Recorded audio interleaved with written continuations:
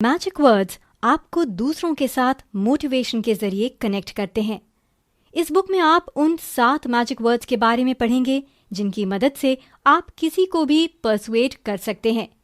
मान लीजिए आपकी बेटी रात में अपने दोस्तों के साथ पार्टी करके घर सुबह देर से आई है और उसको कुछ इम्पोर्टेंट होमवर्क करना है, लेकिन उसका मन नहीं है। होमवर्क छोड़कर वो टीवी देखने में बिजी है। तो ऐसे में आप क्या करेंगे? लाजमी है आप गुस्सा करेंगे और इसकी वजह से हो सकता है आप दोनों में बात बंद हो जाए और आपकी बेटी खुद को रूम में लॉक कर ले। इस बुक में हम ये जानेंगे कि किस तरह से कुछ मैजिक वर्ड्स का यूज करके हम किसी से कोई काम करवाने के लिए उसको मोटिवेट कर सकते हैं। तो चलिए शुरू करते हैं। आखिर ये मैजिक वर्ड्स होते क्या हैं? आपके दिमाग में कई तरह के वर्ड्स आ रहे होंगे, लेकिन हम आपको बता दें कि मैजिक वर्ड्स पूरी तरह से डिफरेंट होते हैं। मैजिक वर्ड्स दूसरों को मोटिवेट करते हैं और अगर आप मैजिक वर्ड्स का यूज करते हैं तो आप एक इफेक्टिव कम्युनिकेटर की लिस्ट में आ जाते हैं। और ये बात तो हम सभी जानते हैं कि लाइफ में सबसे जरूरी चीज है कम्युनिकेशन। किसी भी काम को करने के लिए आपको कम्युनिकेशन करना आना चाहिए। हालांकि आप लोगों को कुछ भी करने के लिए फोर्स करके उनसे कुछ भी करवा सकते हैं, लेकिन जरूरी नहीं है कि ये चीज हमेशा काम आए, क्योंकि लोगों पर जब कोई हुक्म चलाता है तो लोग उस इंसान को कम पसंद करते हैं। इसलिए ये जरूरी हो जाता है कि आप लोगों के एक्शन को मोटिवेट करें, और ये मोटिवेशन आप सिर्फ मैजिक वर्ड्स की हेल्प से कर सकते हैं। मैजिक वर्ड्स की मदद से आप खुद को और अच्छे से एक्सप्रेस कर सकते हैं। जब आप दूसरों को इन्फ्लुएंस करते हैं तो उस टाइम आपको बहुत सी चीजें कंसिडर करनी होती हैं। एल्बर्ट मेहरबियान, जो कि एक साइकोलॉजिस्ट हैं, उनका मानना है कि जब हम किसी के साथ कम्युनिकेशन करते हैं तो हम जो बोलते हैं वो सिर्फ 7% ही इफेक्ट शो करता है। बाकी का इफेक्ट हमारी बॉडी लैंग्वेज और वॉइस की टोन से होता है। मैजिक वर्ड्स की मदद से हमारी कम्युनिकेशन इम्प्रूव होती है और हमारी स्पीच और भी ज्यादा क्लियर हो जाती है।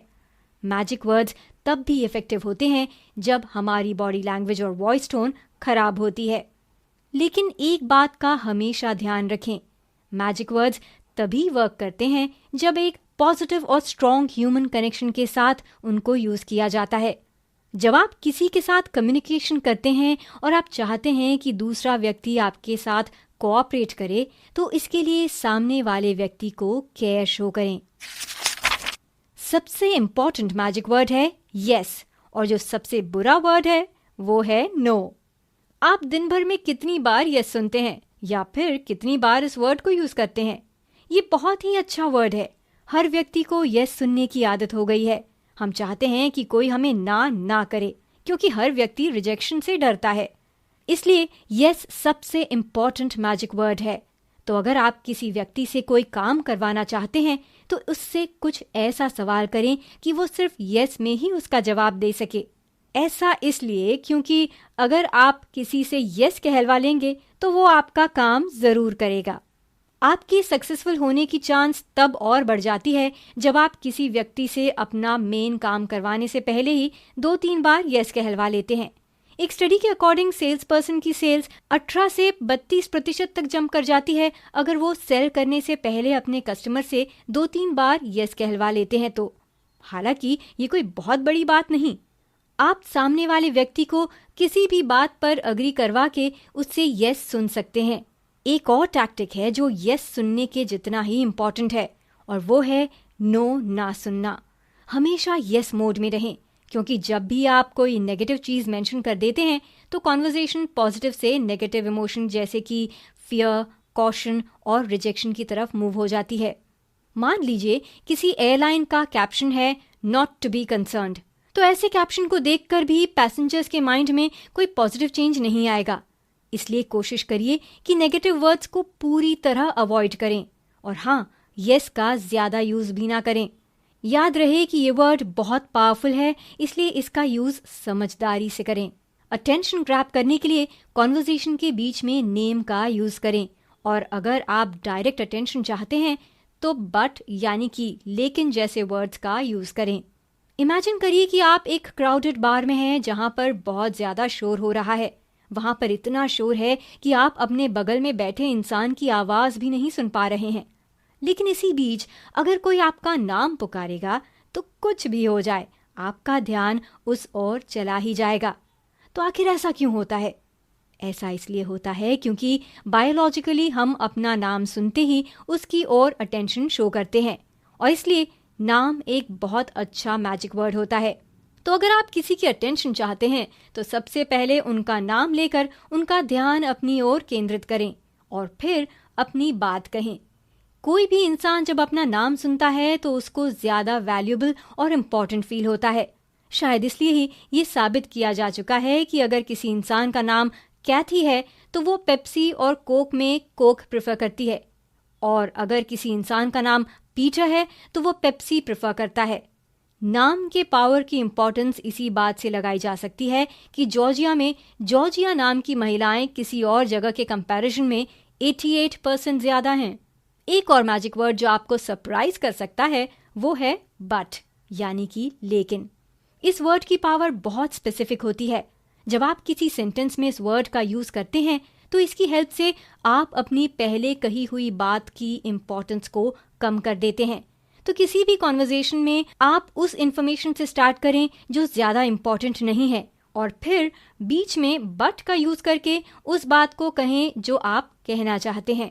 एग्जाम्पल के लिए मान लीजिए कोई डॉक्टर अपने पेशेंट को इंजेक्शन लगवाना चाहता है, तो वो पहले उसे ये बता दे कि वो उसे इंजेक्शन लगाने जा रहा है, लेकिन फिर बट का यूज करके वो डॉक्टर अपने पेशेंट का ध्यान किसी और चीज की तरफ डाइवर्ट कर सकता है। बिकॉज और इफ लोगों को कुछ करने और सोचने के लिए मोटिवेट करते हैं। हर इंसान जब भी कुछ देखता है या करता है तो वो उसके पीछे का रीजन जरूर जानना चाहता है, और अगर आप उस इंसान को किसी काम के पीछे का रीजन बता देंगे तो वो इंसान उस काम को करने के लिए और ज्यादा मोटिवेट हो जाएगा। और इसलिए बिकॉज भी एक मैजिक वर्ड है। हार्वर्ड के एक प्रोफेसर ने बिकॉज की पावर के ऊपर एक बार स्टडी की थी। वो कॉलेज के ऑफिस की फोटोकॉपी मशीन के पास जाकर लाइन को ब्रेक करते थे और बिना किसी एक्सप्लेनेशन के सबसे पहले मशीन यूज करना चाहते थे, और ऐसा करते टाइम वो 60% टाइम ही सक्सेसफुल हुए। उसके बाद उन्होंने लाइन ब्रेक करने के लिए एक्सप्लेनेशन देते टाइम बिकॉज वर्ड का यूज किया, तो वो 93% टाइम सक्सेसफुल हुए। हालांकि बिकॉज यूज करने के बाद वो कोई सॉलिड रीजन नहीं देते थे। बिकॉज एक पावरफुल वर्ड है, लेकिन याद रखिए कि आप किसी को जबरदस्ती मोटिवेट नहीं कर सकते। मोटिवेशन किसी भी इंसान को खुद डेवलप करना पड़ता है। तो अगर आपकी कोई कंपनी है और आपके एम्प्लॉयज डेडलाइन के अंदर काम नहीं खत्म कर पा रहे हैं तो उनसे पूछिए कि प्रॉब्लम क्या है। ऐसे में उनको अपने लिए बिकॉज ढूंढना पड़ेगा, यानी कि कोई रीजन ढूंढना पड़ेगा, और जब वो रीजन ढूंढ लेंगे तो अपने वर्क की ओर और ज्यादा मोटिवेशन के साथ काम करेंगे। एक और मैजिक वर्ड है इफ, यानी कि अगर। ये वर्ड लोगों को हाइपोथेटिक और क्रिएटिव सोचने पर मजबूर करता है। मैथ्यू क्रॉफोर्ड और उनके कलीग्स ने एक बार इफ वर्ड की पावर को समझने के लिए एक एक्सपेरिमेंट किया। उन्होंने कुछ पार्टिसिपेंट्स को 2 सेम लेवल की फुटबॉल टीम पर बेट करने के लिए कहा।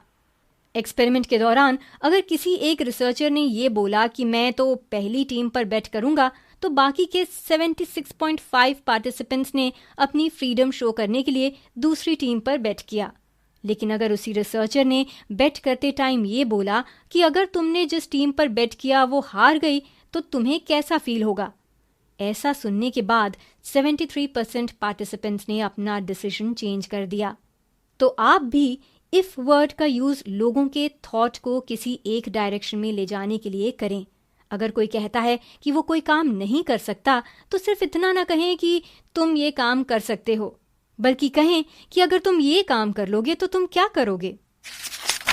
जब आप किसी के ऊपर रिस्पॉन्सिबिलिटी डालते हैं तो हेल्प वर्ड काफी हेल्प करता है, और थैंक्स की मदद से आप मोटिवेशन लेवल हाई रख सकते हैं। जब आपसे कोई हेल्प मांगता है तो आपको इम्पोर्टेंट फील होता है और आपको लगता है कि कोई तो है जिसको आपकी जरूरत है, और इसलिए हेल्प एक मैजिक वर्ड है। हालांकि जब आप किसी की हेल्प करते हैं या आपकी कोई हेल्प करता है तो आपको उस व्यक्ति के साथ एक स्पेसिफिक वे में काम करना होता है। मान लीजिए आप अपनी क्रिकेट टीम के कप्तान हैं और एक नया प्लेयर आपकी टीम में आया है। आप काफी दिनों से शॉर्ट बॉल खेलने में दिक्कत फील कर रहे हैं, और जो नया प्लेयर है वो शॉर्ट बॉल का काफी अच्छा प्लेयर है। तो अगर आप उस प्लेयर से हेल्प लेंगे तो उस नए प्लेयर को कॉन्फिडेंस मिलेगा और उसे इम्पोर्टेंट फील होगा। एक लास्ट मैजिक वर्ड है थैंक्स। थैंक्स का यूज बिजनेस में काफी होता है। बिजनेस को अपने कस्टमर को थैंक करना होता है और बॉस के लिए जरूरी है कि वो अपने एम्प्लॉयज को थैंक करे। थैंक्स की वजह से कस्टमर हैप्पी रहते हैं और एम्प्लॉयज मोटिवेटेड रहते हैं। अगर आप एम्प्लॉयज को थैंक्स कहेंगे तो उनको लगेगा कि उनकी वैल्यू की जा रही है और इसलिए वो जॉब को और अच्छे से परफॉर्म करेंगे। और अगर उनको किसी अच्छे काम के लिए प्रेज नहीं किया गया तो शायद उन्हें अच्छा ना लगे। हालांकि अगर आप एक ही काम को बार बार करेंगे तो वो काम आपको कम सेटिस्फैक्शन देगा, और अगर आप सेम काम करके बार बार प्रेज की उम्मीद करेंगे तो ये गलत होगा। इसलिए आप अपने एम्प्लॉयज को उनके काम को प्रेज करके खुश रखें। याद रखें कि एम्प्लॉयज के बिना बिजनेस कुछ नहीं है। अपनी कंपनी में थैंक्स कल्चर शुरू करें जहां पर सभी का कंट्रीब्यूशन वैल्यू किया जाता हो।